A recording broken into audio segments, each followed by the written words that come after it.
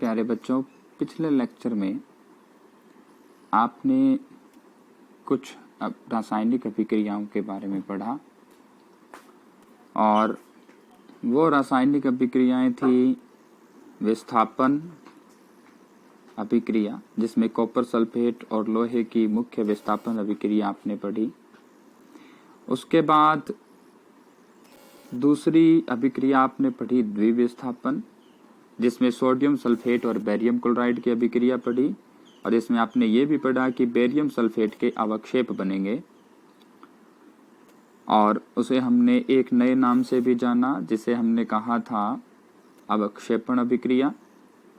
तीसरा पार्ट हमने पढ़ा उपचयन और अपचयन, जिसमें हमने ये जाना कि अगर ऑक्सीजन की वृद्धि होती है तो उसे हम उपचयन कहते हैं और यदि अभिकारक से ऑक्सीजन का ह्रास होता है यानी कि ऑक्सीजन निकल जाती है तो उसे हम क्या कहते हैं?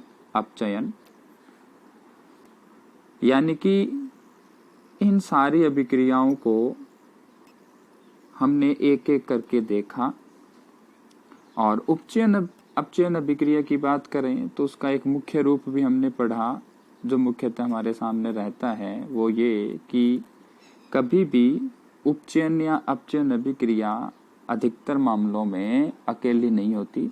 उपचयन है तो वहां किसी अन्य अभिकारक का अपचयन भी होता है, जैसा कि इस अभिक्रिया में हमने पढ़ा कॉपर ऑक्साइड का अपचयन हो रहा है कॉपर में, तो हाइड्रोजन का उपचयन हो रहा है जल में H2O में। तो इस प्रकार की अभिक्रियाओं को हमने रेडॉक्स कहा, रेडॉक्स यानी कि रिडक्शन और ऑक्सीडेशन अभिक्रिया, उपचयन अपचयन अभिक्रिया। लास्ट पार्ट जो हमारा रह गया था इस चैप्टर का आखिरी हिस्सा, वो ये है कि आज हम पढ़ेंगे दैनिक जीवन में उपचयन अभिक्रियाओं के प्रभाव जो हमने देखे हैं। अब जानने वाली बात यह है कि क्या हमने ये सारी अभिक्रियाएं कभी हमारे दैनिक जीवन में देखी हैं? तो जैसे आपने ऊष्माक्षेपी अभिक्रिया का एक उदाहरण पढ़ा था, जिसमें हमने कहा चूने को जब जल में घोलते हैं तो बहुत ज्यादा मात्रा में जो विलयन बनता है वो गर्म हो जाता है, बहुत अधिक मात्रा में गर्म हो जाता है। तो वो था ऊष्माक्षेपी अभिक्रिया का एक उदाहरण। क्या वैसा ही कोई दैनिक जीवन में उपचयन अभिक्रियाओं के उदाहरण हमें देखने को मिलते हैं?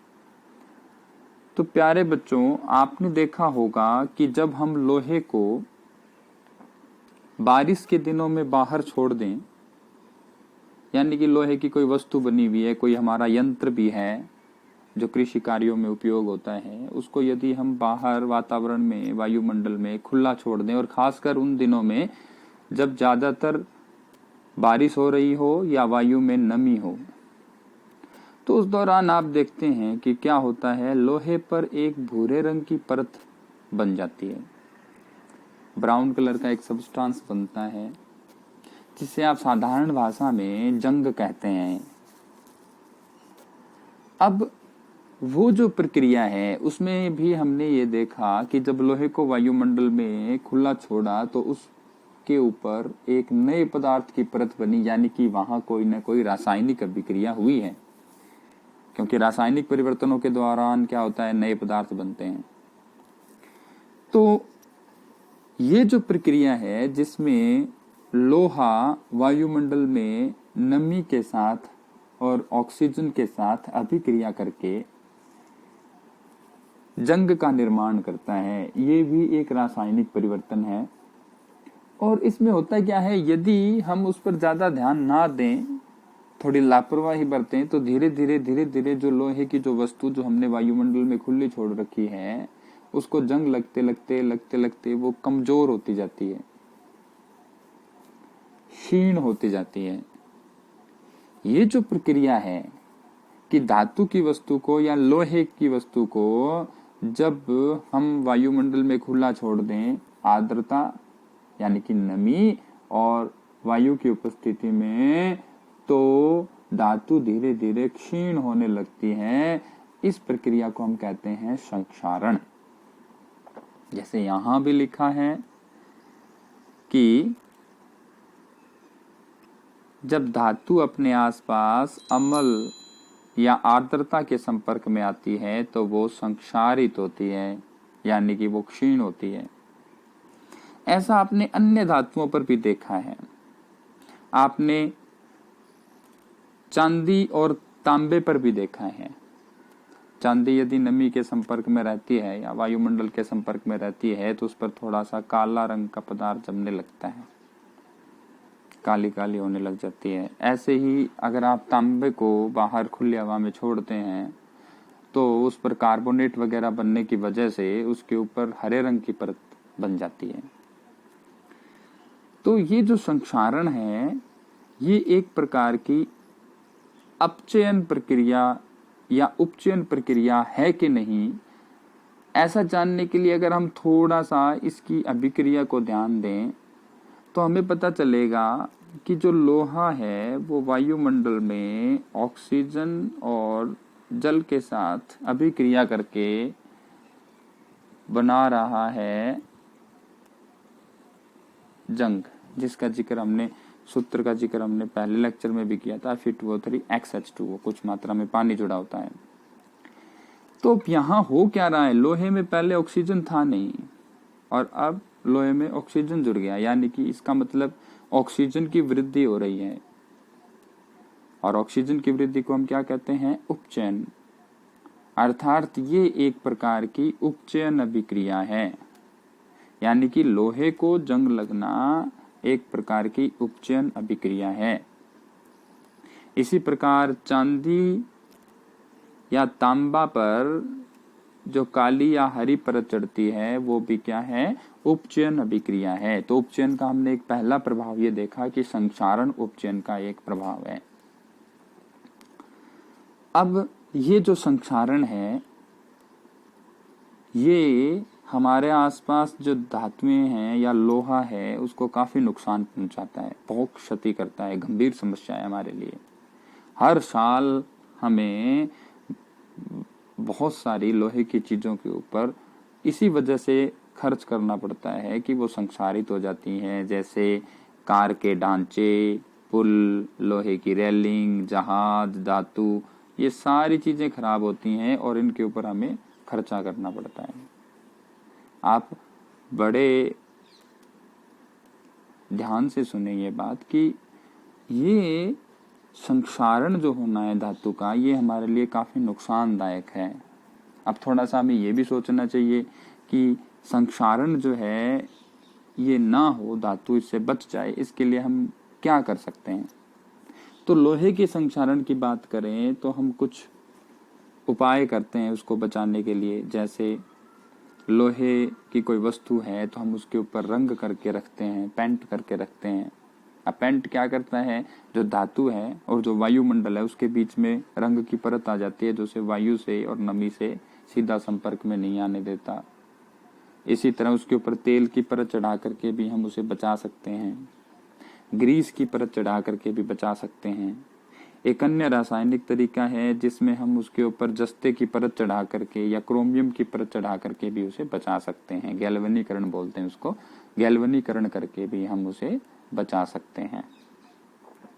तो ये हुआ संक्षारण के बारे में। दूसरा, उपचयन अभिक्रिया का एक और व्यवहारिक दैनिक जीवन में हमारे सामने इसका उपयोग आता है।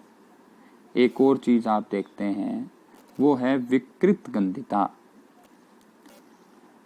विकृत गंधिता, अगर इस शब्द का थोड़ा सा मीनिंग निकालने की कोशिश की जाए तो हमें पता चलेगा इसमें दो शब्दों से मिलके बना है विकृत और दूसरा है गंध। इसकी गंध विकृत है।